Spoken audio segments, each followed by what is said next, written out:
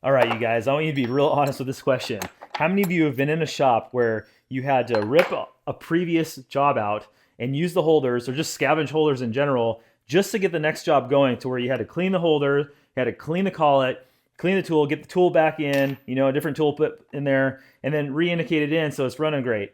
I can honestly tell you, it is the lowest hanging fruit of any shop I've ever been in, to where you can make the most efficiency gains by just buying some holders, make them dedicated, standardized tooling. I mean, it's low enough fruit that my 5'1" girlfriend can do it without a stool. What's up, guys? Shawn from SBSolo, and today on Practical Machines episode, How We Do It, we're going through tool assemblies. I've been wanting to do this video for so long, but I wanted to make sure that it was going to be thorough.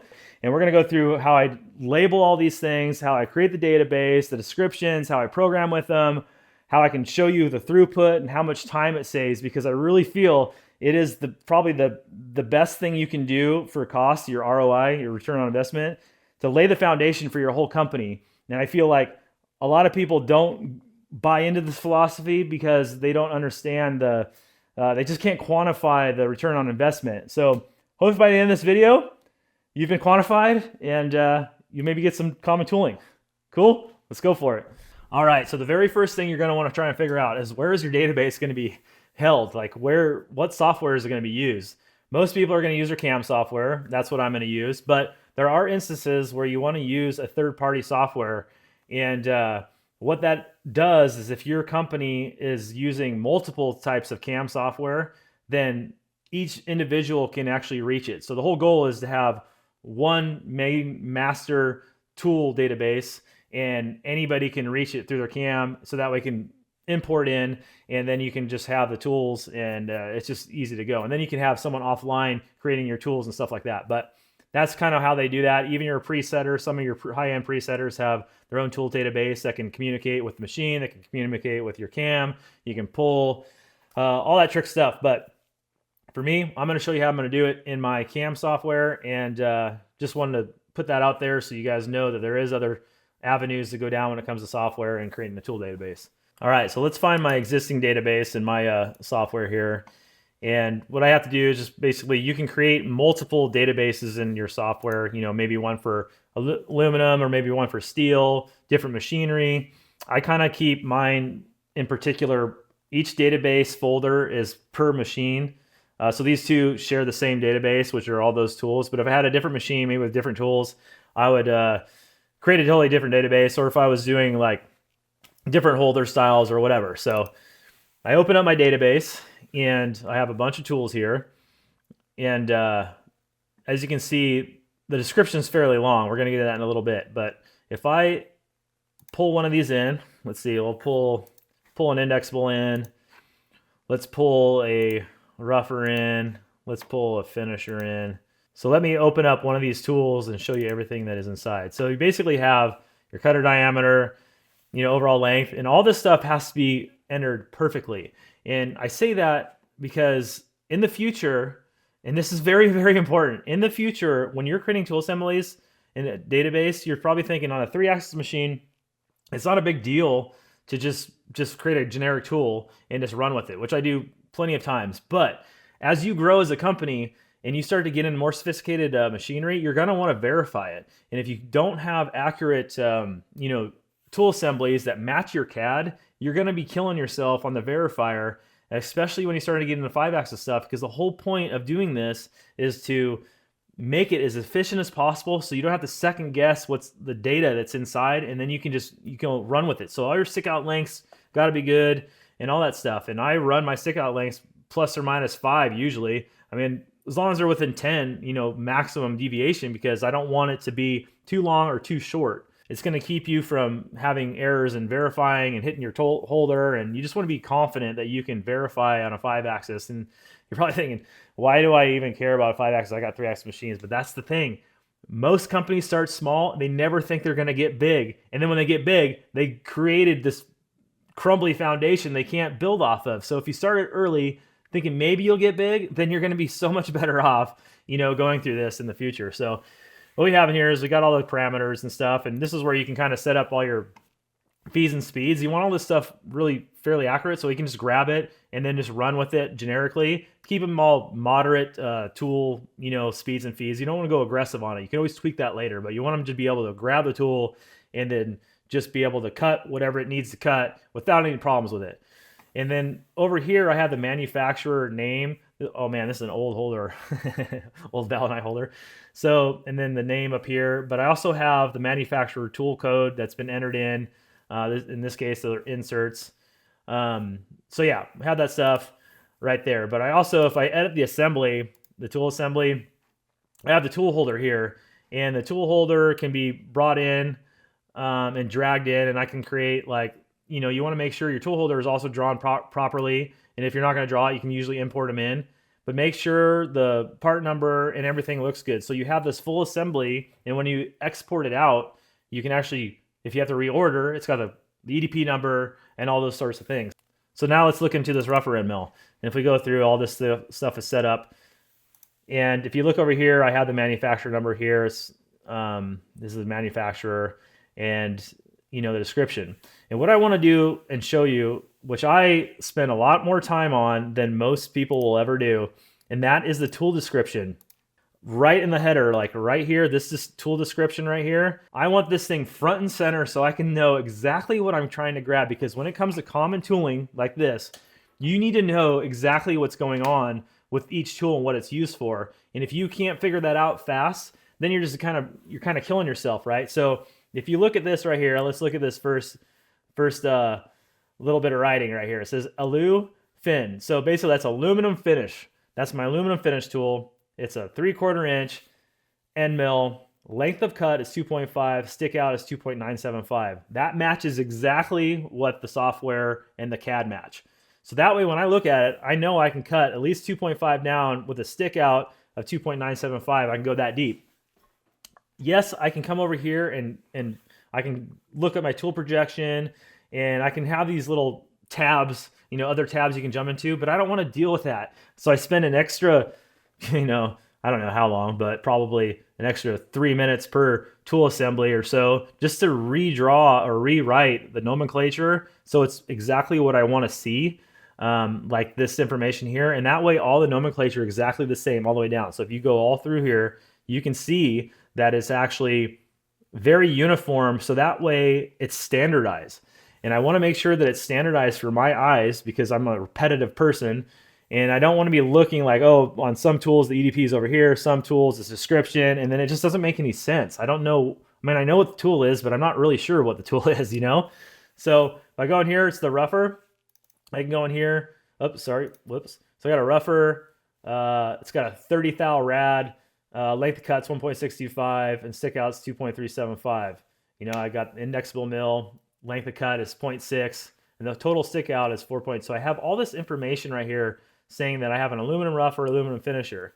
So if I organize a tool by name, now I can go down to the bottom and you can see if I have an STL rough, STL finish, and that's steel finish, steel rough. So I have stuff for steel. If I wanted to do titanium, I'd be like TIA or whatever, or SST for stainless. So that way all my tools are individually categorized, because you can't use the same tool on the same. It's super, super important to make sure that you know what tool goes for what material, because when you have or buy tooling that's high performance, all the parameters have to match what material you're running. So I basically have some tools that are standardized for, steel, where 1/2 inch ML, shell cutter, and stuff like that. So I will say with this philosophy, creating this and this process, if you're going to buy into this process, it works best with aluminum. Mainly, and the main reason is because aluminum just doesn't wear out tools like normal, like steel or high,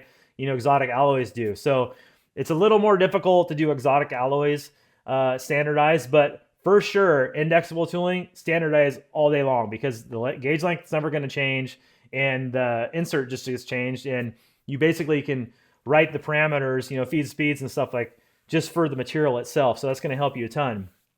Or I guess roughers, in exotic alloys, you can do roughers, but for the most part, you're going to constantly be changing tools in exotic alloys anyway. But it is still very nice to actually have a tool assembly made for that stuff. So that way, when you're programming, at least you don't have to build the tool every time you program, and you can just import it in real fast, and you don't have to like, figure out what do I have on the floor or whatever. So if they have to change it on the floor, if the tool's worn out or whatever, it's going to be good to go. But the reason why I say that is because on steel or like titanium or just tools that could create notching, what will happen is that when you're running, like say, an 1.5-inch tool, but there's a job that only uses 3/4 of it and you're finishing, you're still going to get a little bit of notching sometimes if you run it too much. And so then when you try to use the full length of flute on another job, what you'll have is a line going around your whole part because it's kind of burned up. And that's the unfortunate side of trying to use the same tool on, like the same finisher on different jobs of the same material even. You start to have problems like that because the tools get worn down so fast. But in this case, if you're doing a lot of aluminum, that's where this is going to shine, or indexables. So I want to show you guys another thing that I do. And if you notice this tool number 32, it is the same as 113. They're both aluminum finish tools. They're both 3/4 inch. They both stick out 2.5, but this one has an asterisk by it. And the reason why I put an asterisk, and I use this as an identifier as a super finisher tool, like a super duper. The first one is a finisher, but I can I'll finish or do a semi-finish and then just use that on a plethora of different jobs to where it really doesn't matter. It's just a finisher. When it wears out, I'll replace it. Well, tool number 113, assembly number 113, is basically the same kind of tool, but this one I use for really precision walls or bores to cut that I know the tool is perpendicular. It's always going to stay sharp. It's going to last me a long time. So that way I know there's not going to get any notching on it or just weird stuff using maybe part of the flute and it wears out the first part and the second part is sharp and then you kind of get these waves. So that's how I identify that as an identifier, and I want to be able to visually see that. And that's why it's so important for me to spend all this time setting up my description, exactly what it means to me. So when I populate to go, a tool, it just shows me the tool holder name, ID, and the manufacturer EDP number, and I can just order it. So what I want to show you now is how I program with these tool assemblies and how easy it is for me to just grab something and go. So let's just create a quick little tool path here. So let's do a contour. You guys have seen this part before. It was on my episode 2 of how we do it, I believe, if I remember correctly. So let's go grab a tool. And these are all the tools that I've already have in the, this file, as far as using to cut it apart. But let's just grab another tool here. Show you something. And let's just grab some weird, I don't know.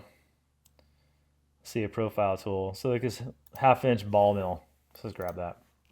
So if you notice, it's assembly number 100. But all my tools are number 1, 2, 5, 6, 7. But it has the assembly number right beside it, right? So let's just say okay. And then what I have now is the tool is whipping around there. Bam. My tool carousel only goes 1 through 20. So I have to specifically change that to tool, it would be tool 11 or whatever. So in this software, what I can do is I can pick all the tool operations, and then I can pick renumber tools. And so what I can do is start with tool number 1, and I'll go an increment of 1, but I don't want to change my length or tool offset because that matches my assembly number, okay? So I'll hit okay. And then let's go back into the tool manager. And now you'll notice that my assembly number is 100 and it's tool number 9. All right, so if I go and edit this tool and look at it, my height offset is still 100, but my diameter offset is 100 and the tool number is 9. So what I'm doing is I'm making it call up tool number 9, but I'm also making it look at the assembly number offset in the page because I have 200 offsets that I can utilize in my machine. And this is where this gets really nice when I have to start and load, these types of tools in the machine because I don't ever have to touch them off. That is where it's going to be super efficient for me to get throughput and just load things up. Disclaimer time, okay? Don't change your H&T code agreement unless you're the only one running the machine or the whole shop is on board with doing that, because you could have someone go on the machine, not realize it, fat finger a number, and they can crash the machine. And I don't want to be the one liable for that. Most machines, though, you can just run whatever tool number they have for offsets, and some of them don't even need a number anymore. They just run a description. But for me, I have to run through 1 through 20 only. So that's why I have to do that. Anyway, okay, back to the regular scheduled video. That's how I get around that. So both these machines are loaded with the offsets 1 through 200. If I get over 200 tool assemblies, that's where things are gonna kind of be a bummer. So what I would do, if I had to program 1 through 200 tool assemblies, but I had a couple that were out of that range, let's say like 315 and 320, who knows, then those two tools would have to jump into the offsets 1 through 20. And I'd have to just deal with it that way. So I leave offsets 1 through 20. I started my tool assembly numbers with, I think, 21. So that way 1 through 20 is always clear in the machine. So if I have any weird stuff, or if I even don't want to do any tool assemblies, because that's one thing, if you have setup job, prototype jobs or whatever, and you just want to just quickly get some oddball tool in there, just use tool offset 1 through 20. And that way you can always delete them and override them as you want. But if you have offsets 21 through 200 and you have all those loaded, then you can just, load the tool up and let her rip. All right, I want to go over how I stick out my tools and what's the proper procedure that I use to stick out the tool length out of tools before I actually get into another tool assembly. So my question is, how many people have been in a shop that have maybe like 100 different tool ones? They're all a ½ inch and they're all stuck out differently. And basically you have like 40 different tool holders loaded up with a ½ incher and they all have different lengths and you're just grabbing them willy-nilly. So that's the beauty of a tool assembly. And if you do it right, you can consolidate all those holders and consolidate to maybe like 3 or 4 tools. So what I do is I stick out a tool maximum as possible without sacrificing any rigidity, running like wide open. So TIR, rigidity, and that comes with experience. So if I have to stick out farther, I create a new tool assembly and I'll go like a ½ inch. Because what will happen is you want to know that the first tool that you run and grab is going to run perfectly 100%. And the second tool that you change the stick out is probably going to have to change the feeds and speeds. So you have to run it differently. And if you have someone loading your tools, or if you don't have your stick out match your CAD, and if you stick it out, maybe let's say an 1/8 inch or a 1/4 inch longer, it will change the way it cuts on material, especially hard metals. And I've been bit before plenty of times where an operator didn't follow instructions and they stuck it out maybe a 1/4 inch longer, and then we had vibration issues and I was chasing it down. It took forever to figure out, but then I realized it's because the tool is sticking out a little bit longer because it's right at that threshold, right? So I would have to change the tools, feeds and speeds and stuff like that. The problem with that is you would have to go through every program you've ever used on that tool and change, if you want to change this length longer, and change all the feeds and speeds. It's just not going to happen, especially in an aerospace shop where everything's proven. There's a lot of shops that run proven programs and you don't touch them. Once they're done, you don't want to go through the whole process and reprove it out because it takes a ton of time and just manpower to do that. So my philosophy is to stick it out as far as I can without sacrificing anything. And anything after that, I go in ½ inch more increments and then just create different tool assemblies. And usually like for a ½ inch, I'll probably maybe have 4. In this case, right now, I only have 2. But yeah, that's how I standardize, stick out, because in a tool matrix or something like that, or a cell system, that's what you want to do. You want to leave the tools in, what they do, all the feeds and speeds match, and yeah, your life and stress will be a little way better. So we made it to the part where we want to post it out, set up the tools, and get the machine running. So what I do is I print out my setup sheet, and I have a third-party setup sheet little button I can hit, and it populates all this good stuff and information. But the cool thing is it can create myself a tool sheet right here.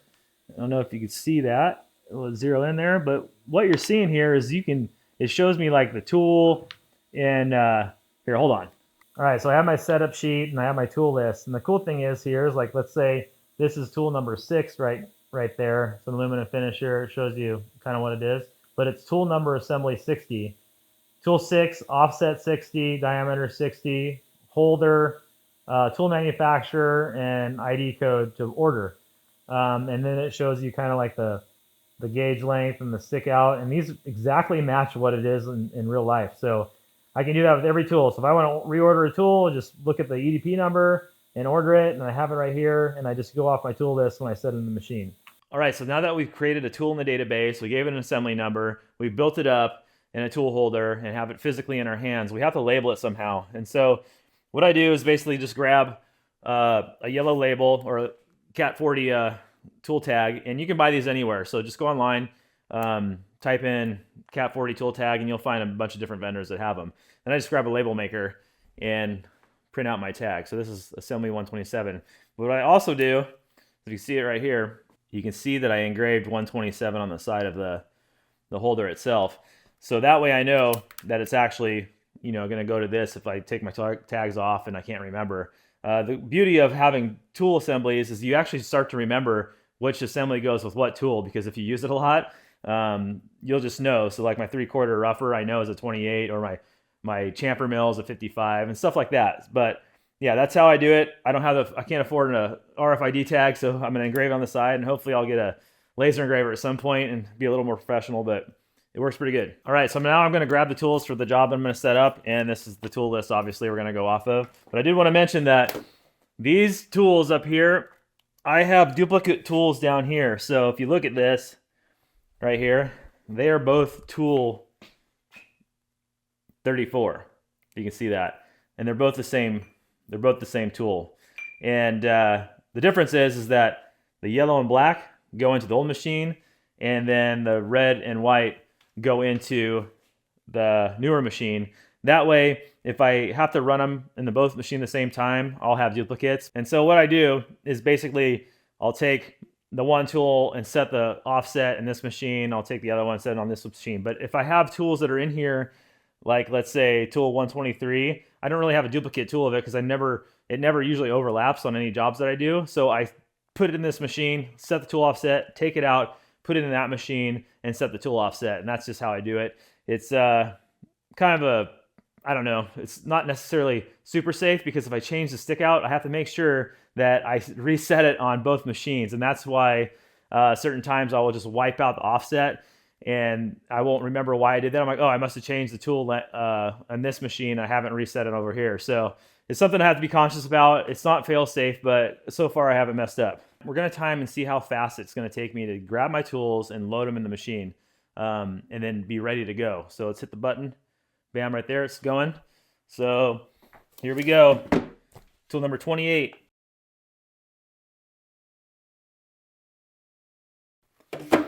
All right, there we go.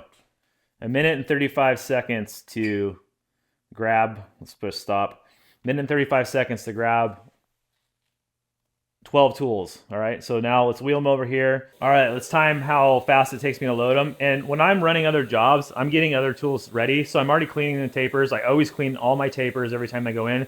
So when I'm ready to put the tools in the machine, they're ready to go. So we're not gonna time me cleaning them. We're just gonna time me putting them in. So we're gonna start at 140. Hit the button. Let's go. Once we go, I'll just put the tags in here.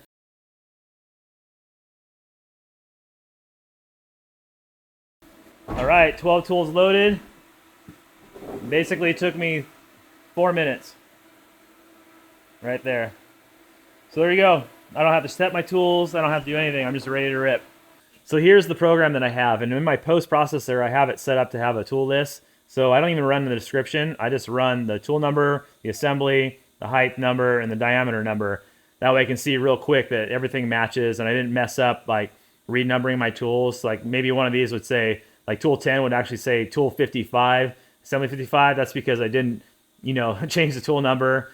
So as long as that looks all pretty good, I'm ready to run the graphics in the verifier. So I'll just hit graphic, run the graphics, and you notice now I actually have a Z over travel alarm, and it's on tool 6, which is assembly number 60. And if I go over here on the offset page, if you can go down here, these are all the offsets that I have in the machine, all assemblies. So if you look at tool number 60, it's not registered, and it's probably because I took it out, had to do something, changed something on it. And then usually when I do that, if I take it out of the other machine, or if they're sharing, I just delete it out of the other machine. So that way I know, like if I don't have time to set the tool height in the other machine, I know that if I hit the graphics and run it and it alarms out, I have to reset the tool height. So it's kind of like fail safe that I use. It's hasn't bit me yet, but it works pretty good. So I'll have to set tool number 60, rerun the graphics, and make sure that everything is okay. So once everything's ready to go, I have it all entered. All I have to do is press cycle start. So that's how I use my tool assemblies.